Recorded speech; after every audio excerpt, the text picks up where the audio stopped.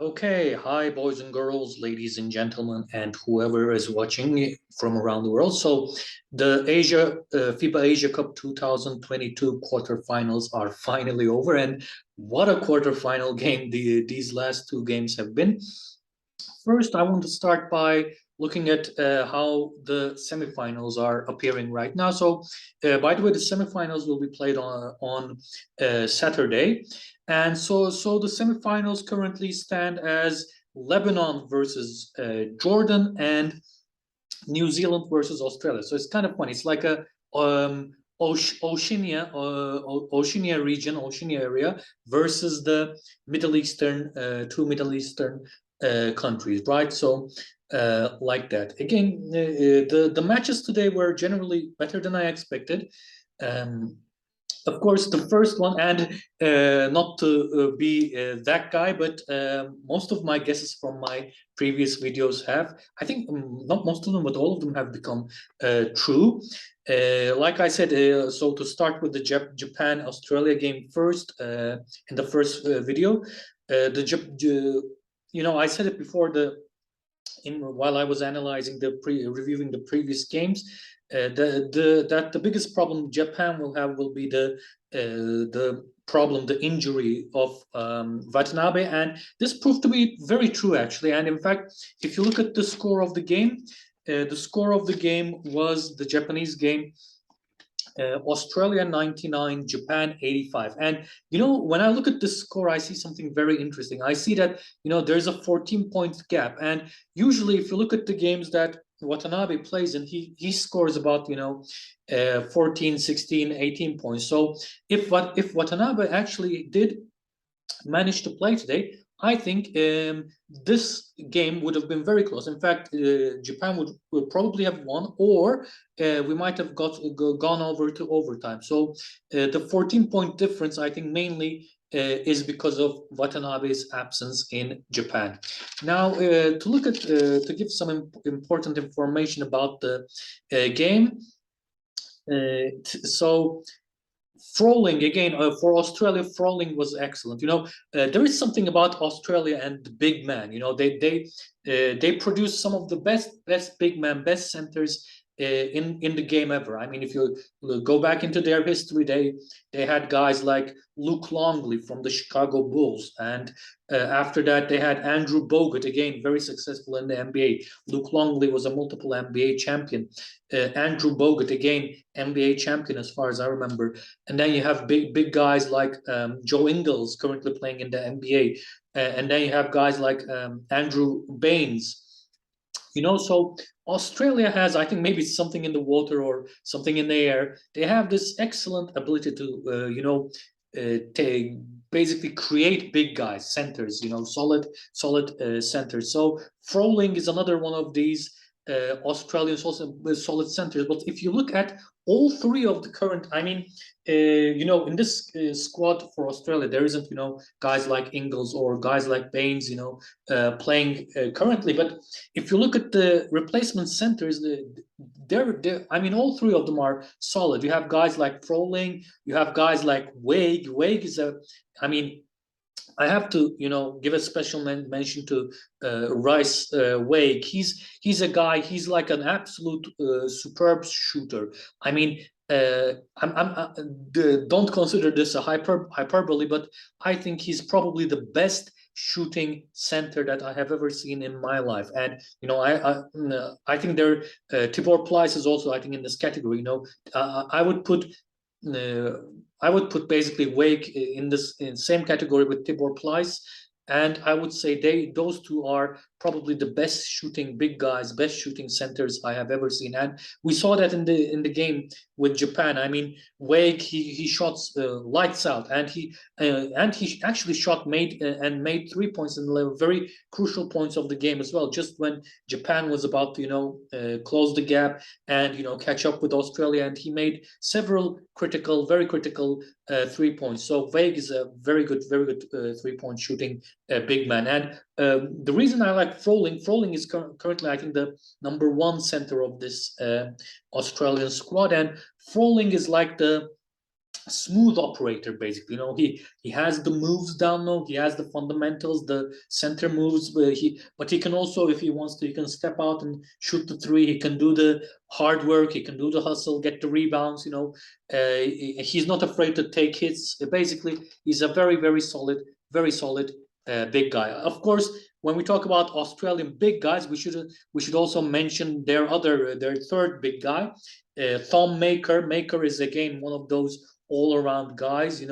Maker, he has like very long arms, and he can do anything. He can shoot the 3-point, he can get your rebounds, he can block your shots, and he can just take over a game. And today, from certain point in certain points in the game, he actually did manage to effectively play and effectively uh, did some very good stuff for Australia, both in defense and on the offense as well.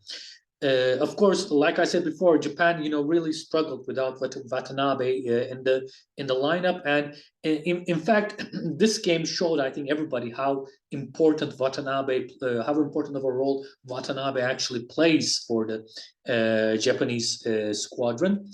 It was difficult, especially in the early parts of the match. It was difficult for Japan to actually find a true scorer, true offensive power without Watanabe's involvement in the game. But then Japan did produce, as the game was going on, Japan did produce a good offensive guy in the good offensive player. Tominaga, I think currently plays in America, I think in college basketball, and he's like an absolute beast of a 3-point shooter. I should say. The only problem I see with Tominaga is he basically doesn't do anything else but shoot the threes. But he's like I think they used the same description in the while they were giving the live transmission of the match as well. They said that he's the Stephen Curry of Japan, and I agree with this absolutely. I mean, he can shoot the ball from anywhere. I think there were like a couple of instances where he even scored from like the logo, shot from the logo and made the 3 points. So he's like I said, Tominaga was probably and is probably the best 3-point shooter of the tournament and for Japan. And he's got pace, and he has like a very quick release, so he can release the ball very quickly, and he can like I said, make 3 points from any part of the court. At one point, I was expecting him to shoot the ball basically from his own half court, and he would probably have shot it if he really needed to. The first quarter was a very solid quarter in terms of the offense. In fact, I took note the first quarter ended 33-22. I mean, Australia scored 33 points in a single quarter for against Japan. So that's a very big number. I remember even watching some basketball games that actually finished with 33 points during the whole game. So like that. And you usually the game, the way I saw the game was two-sided. Basically what Australia did was, because there was no Watanabe, Australia increasingly went to the paint. They tried to score from the paint. They made their 3 points, but only when it's necessary. But Japan, on the other hand, basically because one of their big guys, Watanabe is a very important big guy for Japan, and because he was missing, they only, really had to resort to shooting the 3 points. And unfortunately, in basketball, you can't really win a game by only shooting 3 points, right? So we saw this with Japan today, but actually they did manage to shoot quite effectively for a certain while, and in fact, this effective shooting actually kept them in the game for quite a bit of time, right? Like that. In the end, Tominaga ended the game with 33 points, 8 out of 15 3 points. That's like, I mean, he makes 8 of his 15 3-point attempts. That's extraordinary. That's like 24 points, right? 24 points directly from 3 points. He also had 5 rebounds. In Australia, Maker had 21 points. Maker had a very good game.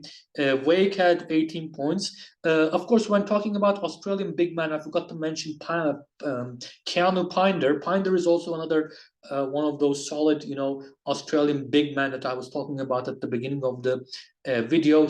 And one thing I realized about all the Australian big men is, they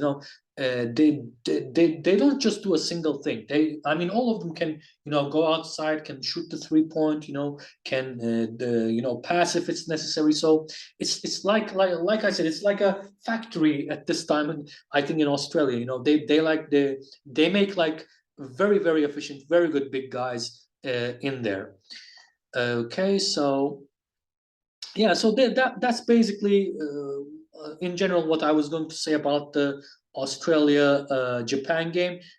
Japan, like I said, was kind of unlucky because of Watanabe's absence, and so Australia's win wasn't really a surprise in the end because, like I said, Watanabe plays a huge, huge role. Watanabe is like the central figure, central character, central player of the Japanese team, and he makes the team come together. And when this important figure is taken out, basically the other players, they can't really focus on too much, and they only ended up using single playing style, shoot the threes basically, and you can only go so far by shooting threes. Japan actually went a bit far, but not as far as they would like, right? So in the end, Australia won the game 99-85. This is it, guys, for the first quarterfinal Australia-Japan game. I'll review the second quarterfinal New Zealand Korea game in a little bit later. So that game actually had a lot more action, a lot more stuff going on in the game. The only way I could describe that game was like a battle. It was like a war. Basically, New Zealand doing the haka before that game made very absolute sense because it was like a war, that game. But in the end, my guess ended up turning to be true, and New Zealand actually won the game. So I will be reviewing that shortly as well. So I think, yeah, this will be it for my video for this time, guys, and I'll see you all later.